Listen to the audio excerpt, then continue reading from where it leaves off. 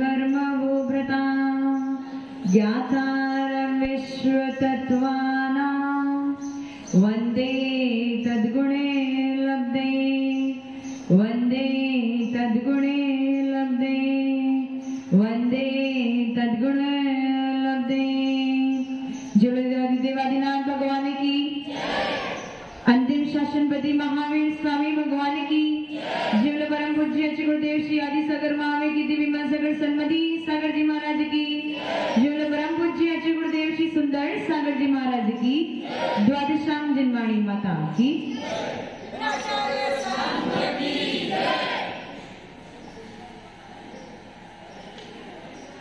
हमारा असीम सौभाग्य है कि छठे काल में जन्म लेते हुए पंचम काल में जन्म लिया है, जहां आज भी निर्ग्रंथ भेष के धारी मुनिराजों के दर्शन हमें प्राप्त होते हैं और उनके उपदेश को ग्रहण करने का सौभाग्य हमें प्राप्त हो रहा है। स्फटिक मणि कैसी होती है? ट्रांसपेरेंट। कांच कैसा होता है?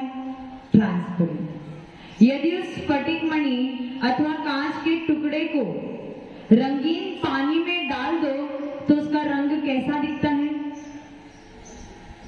जिस रंग का वो पानी होता है वो स्फटिक मणि भी उसी रंग का दिखना प्रारंभ हो जाता है। किसके लिए? उन अज्ञानियों के लिए, उन बालकवत समान के लिए जो बालक के समान है, अज्ञानी है, जिन्हें पता नहीं है कि स्फटिक मणि कैसी होती है। वो स्फटिक मणि को रंगीन पानी के अंदर पाकर सोचने लगेंगे कि वो स्फटिक मणि भी उसी रंग का है। लेकिन ज्ञानी, जो भेद विज्ञानी होता है, वो इस बात को अच्छी तरीके से समझता है कि स्फटिक मणि का कोई भी कलर, स्फटिक मणि का कोई रंग नहीं है और स्फटिक मणि के साथ में उस जल का भी कोई रंग नहीं है। रंग तो केवल रंग का है, लेकिन जब वो रंग उस जल के साथ मिश्रित हो गया तो उस जल का रंग भी वैसे परिणत हो गया। और जब वो रंगीन पानी के अंदर में स्फटिक मणि रखती तो वो स्फटिक मणि का भी रंग हमें आभास हो रहा है कि वो स्फटिक मणि भी उसी रंग का है। किसकी परिणति है ऐसी? अज्ञानी। किसकी? जिनके पास भेद विज्ञान नहीं है। लेकिन जिसके पास भेद विज्ञान है उसकी दृष्टि बिल्कुल सटीक होगी।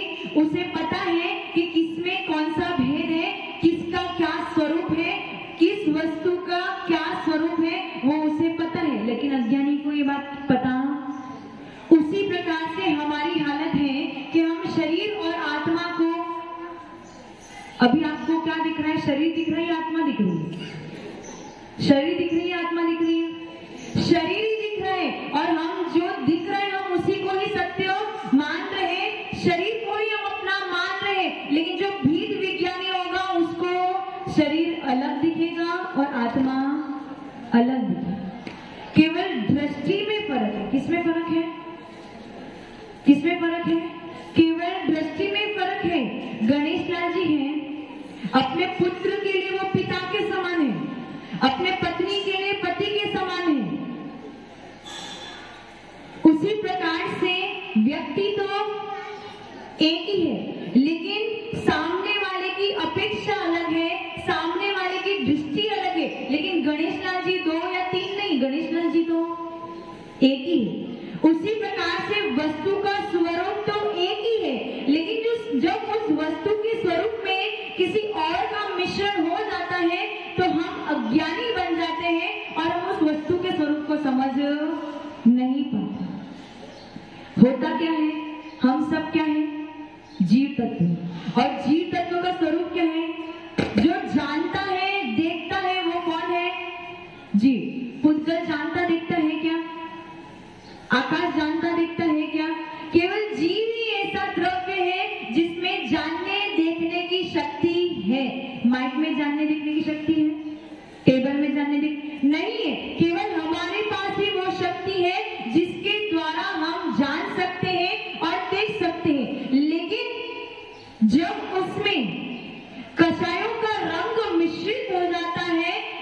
हमारी आंखों पे पट्टी बन जाती है और हमारी दृष्टि बदल जाती है। कैसे बदल जाती है? बाहुबली भगवान और भरत भगवान क्या थे? दोनों ही मोक्षगामी जीव थे, दोनों ही पहले तीर्थंकर आदिनाथ भगवान के पुत्र थे। बाहुबली कामदेव थे और भरत भगवान चक्रवर्ती थे। गृहस्थ अवस्था में बाहुबली कामदेव थे और भरत चक्रवर्ती थे। चक्रवर्ती की विशेषता क्या होती है? कि वो 6 खंड का राजा होता है, उसका नियोगी है। जितने भी राजा राज्य कर रहे होंगे, अगर भरत चक्रवर्ती उनके सामने युद्ध करने जाएगा तो वो राजा उनके सामने हार ही जाएगा। लेकिन उन्होंने सारे राज्य को जीत लिया। लेकिन जब बाहुबली के राज्य की बात आई तो क्या हुआ? बाहुबली के मन में मान कसाई उत्पन्न हो गई कि कैसे मेरा छोटा भाई मुझसे युद्ध करने आ रहा है। वो इस बात को, उस मान कसाई के पीछे बाहुबली इस बात को भूल गए कि भरत चक्रवर्ती है और उसका नियोग ही ऐसा है कि वो 6 खंड का राजा तो बनेगा ही बनेगा। मैं युद्ध कर भी लूं तो भी वो 6 खंड का राजा तो, उसे इस बात का ज्ञान था। लेकिन उस ज्ञान पे जब मान कसाई ने अपना आवरण डाल दिया तो उस बात को भी भूल गया और उसके अंदर में ये मान कसाई बैठ गई कि कैसे मेरा भाई मुझसे युद्ध कर सकता है केवल छोटे के राज्य के लिए। और जब युद्ध तक बात आ गई है तो अब तो मैं युद्ध तो करके ही रहूंगा। जबकि दोनों क्या थे? भाई थे। एक कामदेव थे, दूसरे चक्रवर्ती थे और दोनों ही मोक्षगामी जीव थे, उसी भाव में मोक्ष जाने वाले थे। लेकिन फिर भी समझ लो कि जब कसाई का आवेग आता है तो इंसान की बुद्धि भ्रष्ट हो जाती। बाहुबली ने भरत चक्रवर्ती से युद्ध किया, जल युद्ध, मल युद्ध, दृष्टि युद्ध। और आश्चर्य की बात यह है कि बाहुबली भरत चक्रवर्ती के सामने जीत गए। कामदेव भरत चक्रवर्ती के सामने जीत गए। तब भरत चक्रवर्ती के मन में ये मान कसाई उत्पन्न हो गई कि मैं 6 खंड का राजा चक्रवर्ती कैसे अपने भाई के सामने हार गया मैं। तो उसने क्या किया? अपना चक्र निकाला और चक्र चला दिया। लेकिन क्या उसे इस बात का भान नहीं था कि चक्र अपने वंश पे, अपने परिवार के लोगों पे चक्र नहीं चल सकता। लेकिन आप इस बात को समझो कि उस मान कसाई और क्रोध कसाई के वशीभूत होकर वो इस बात को भूल गया कि चक्र बाहुबली पे नहीं चल सकता, क्योंकि बाहुबली मेरा कौन है? भाई। अब आप सोचो कि कसाई का आवेग कैसा होता है? गणेश लाल जी, कसाई का आवेग कैसा होता है? जब तीव्र कसाई आती है तो बुद्धि भ्रष्ट हो जाती है। उसने क्रोध के वशीभूत होकर, मान के वशीभूत होकर चक्र चला दिया। उसने तो अपने स्वभाव को वो भूल गया, उसने अपने ज्ञान दर्शन स्वभाव को भूल गया। कसाई के वशीभूत होकर उसने गलती कर ली। लेकिन उस चक्र क्या है? पुद्गल है या जीव है? पुद्गल है या जीव है? पुद्गल है। उसमें जानने देखने की शक्ति नहीं है, उसमें समझने की शक्ति नहीं है, उसमें सोचने विचारने की शक्ति नहीं है। उसके बाद भी उस चक्र ने अपनी मर्यादा को लांघा। वो अपने मर्यादा में ही रहा। उसे पता था कि मेरे लिए रूल्स एंड रेगुलेशन में क्या है, मैं वंश का जो व्यक्ति होता उस पे नहीं चलता। भरत चक्रवर्ती ने तो अपनी मर्यादा को लांघ लिया, लेकिन उस चक्र ने उस मर्यादा को नहीं। उसने कामदेव की अर्थात बाहुबली की प्रदक्षिणा करी और घूम फिर के वापस कहां पे आ गया? भरत चक्रवर्ती के। मतलब इस बात को समझो कि ये तो केवल दृष्टांत मात्र था। आप अपने जीवन में भी लगाओ कि आप किस प्रकार से जब कोई वस्तु परिस्थिति बिगड़ जाती है या आपके अनुकूल नहीं होती या परिस्थिति आपसे प्रतिकूल होती है, तब आप कैसे क्रोध, मान, माया और लोभ, ऐसे 4 कसाई को कर बैठते हो और वो 4